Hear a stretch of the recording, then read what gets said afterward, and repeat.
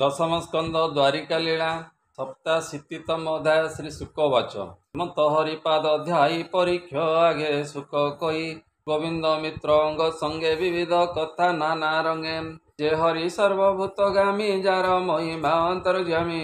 मित्र बदन चाहि हसी बोलती प्रभु ब्रह्म राशि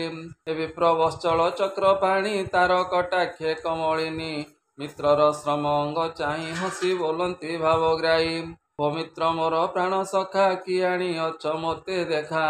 मोर भकत प्राणी जेबे मते पूजई मोर भावे से रेणु मात्र जेबे देई पर्वत प्राय मु मोणई जे मोर भाव न जानती पर्वत प्राय धन दियंती से मते दिशे तुच्छ प्राय बोलती प्रभु देवराय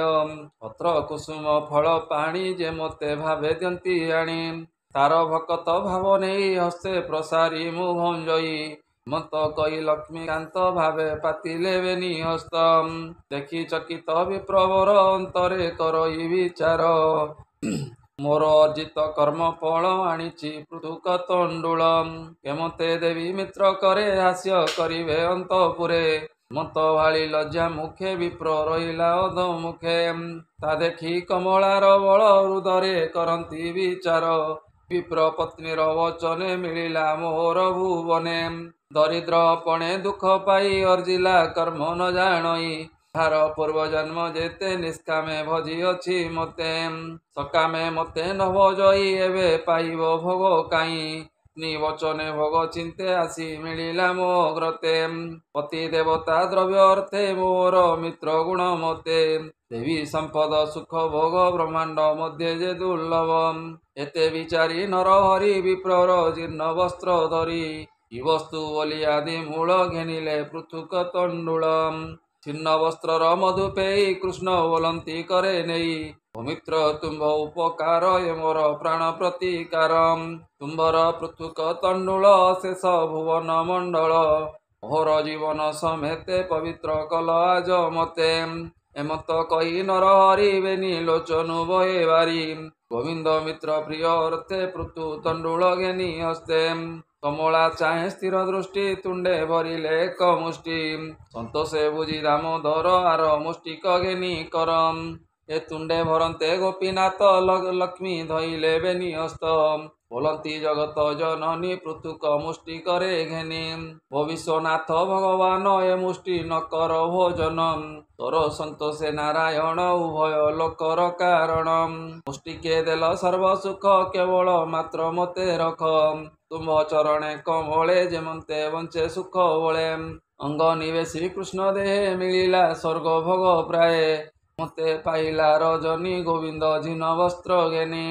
विप्रंकु करी अवदान पालटी पिंधाई बसन आनंदे आलिंगन करी भावे ब्राह्मण पाद धरी पाछटी जाऊ केते दूर विप्र पेशिले निज पुर वे शुण कुरुवीर विप्र चलई निज पुर किछि न देले नारायण लाजे न मागिले ब्राह्मण छे गमई धीर पादे कृष्णर दर्शन आनंदे लज्जा जड़ित धमुखे पछे विचारे मन दुखे ए कृष्ण अद्भुत कर्म गुण विप्र चिंतई पुण पुण अति दरिद्र मु पामर से हीर करुणा सागर कमला बसे जे हृदय से हृदय परम आनंदे लगाई मते तो समन निगुड़े कले आलिंगन धन प्रापते मत होई मोर स्मरण आउ काई ताहार जेते मते दया मु पापी न जानई ता से न देले मते धन धन्य रे मोर जीवन अंतरे मत विचार करी बाहुड़े विप्रवर कामे प्रवेशी द्विज वर देखी अद्भुत कहा पुरम नाना विचित्र गृह पुर किहवा देवा पटांतर विध जलाशय राशि पुष्प सुगंध प्राय मिसिम नारी पुरुष नवरंगे विविध अलंकार अंगे मत देखी विप्रभर हृदरे करई विचार एकी ताहार दिव्यपुर अवनी मध्य अगोचर मोहर कुटी एही स्थाने छाड़ी जे गली विद्य माने मोहर वृद्धा पत्नी कहीं किहवा पथ हुड़ी लई संभ्रमे भ्रमी अन्य स्थाने मुते विचारई मने भये बुझई बेनिया की पुणी भाड़ई भय देखी मते शुणन उपवरन नवरु पत्नी जे बाहरम अमरपुर नर नारी विविध पात्र करे धरी ସ୍ୱର ଗୀତ ବାଦ୍ୟ ନାଦ ଖେଳ ଅନେକ ସମ୍ପଦ ଏ ସଙ୍ଗେ ସତେକ ପରିବାରୀ କରେ ଚାମର ଅଛନ୍ତି ଧରି ମଙ୍ଗଳ ଗୀତ ନାଦ ବାଣୀ ମଧ୍ୟ ବିଜୟ ତାଗରଣୀ ରୂପକୀ ଦେବା ପଟାନ୍ତର ପୂର୍ବ ନାନା ମନୋହର ଅତି ଆଗମନେ ଆନନ୍ଦ ସଙ୍ଗେ ଅଛନ୍ତି ନାରୀ ବୃନ୍ଦ ଏ ଭବନୁ ହୋଇଲା ବାହାର ରୂପେ ମୋହି ସୁର ନର ବିପ୍ର ନାରୀ ରସ ଭରେ ସ୍ୱାମୀ କି ଦେଖି ନିଜ ଦ୍ୱାରେ ବିପ୍ର କାମିନୀ ପତିବ୍ରତା ଜଗତେ ଯାର ପୁଣ୍ୟ କଥା ଲୋଚନ ଅଶ୍ରୁ ଜଳେ ପୁରୀ ସ୍ୱାମୀ ଚରଣ କରେ ଧରି ଏ ଭାବେ ନମଇ ପୁଣ ଗୁଣ ମନରେ କଲା ଲିଙ୍ଗନ ବ୍ରାହ୍ମଣ ନିଜ ନାରୀ ଚାହିଁ ଚକିତ ମନେ ବିଚାରଇ ଥମ୍ବେ ଦିଶନ୍ତି ରତ୍ନ ରାଶି ଇନ୍ଦ୍ର ଭୁବନ ପ୍ରାୟ ଦିଶି ପକ୍ଷୀର ବର୍ଣ୍ଣ ପ୍ରାୟ କାନ୍ତି ଶଯ୍ୟା ପଲ୍ୟଙ୍କ ବିରାଜନ୍ତି ରତ୍ନ ପଲ୍ୟଙ୍କେ ହେମଦଣ୍ଡ ନିର୍ମଳ ହସ୍ତି ଦଣ୍ଡ ଖଣ୍ଡ ଚାମର ରତ୍ନ କାନ୍ତି ମୁକୁତା ମାଳା ବିରାଜନ୍ତି ନାନା ଆସନେ ରତ୍ନମୟେ ଯାହା ଭିଆଣ ଦେବ ରାଏ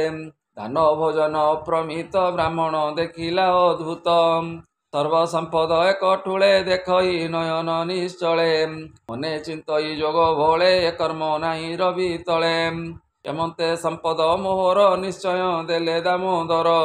ତାରକାପୁରେ ଯାଇଥିଲି ଏଡ଼େ ସମ୍ପଦ ନ ଦେଖିଲି ଏ ପରମାନନ୍ଦର ମହିମା ନିଗମ ନ ଜାଣଇ ସୀମା ମାଗିଲେ ନିଷ୍ଠୁର ଭଜଇ ଭକତେ ଅଚିନ୍ତ୍ୟ ସେ ଦେଇ କାଳ ନିଗମ ଯାର ନାହିଁ ଗଗନେ ଘନ ପ୍ରାୟ ହୋଇ ମୋହର ମିତ୍ର ଯଦୁପତି ଦେବେ ନ ଜାଣେ ତାର ଗତି ଅଭାବ ଦେଖି ଦୃଢ଼ ଚିତ୍ତ ଅଳ୍ପ କରଇ ସୋଦତ ଅଳ୍ପ ଦେଲେ ଭାବ ଘେନି ବହୁତ ଘେନେ ଅନ୍ତର୍ଯାମୀ ପୃଥୁକ ମୁଷ୍ଟି ମୁହିଁ ଆଣି ଭାବେ ଘେନିଲେ ଚକ୍ର ପାଣି ମୁଠିଏ ଖାଇ ତୋଷ ଚିତେ ଲକ୍ଷ୍ମୀ ଧଇଲେନି ହସ୍ତେ ତେଣୁ ସମ୍ପଦ ଏ ମୋହର ଏତେ ବିଚାରି ବିପ୍ରବର ବୋଇଲେ ହୋଇ କୃତ କୃତ୍ୟ କପାଳେ ଦେଇବେନି ହସ୍ତ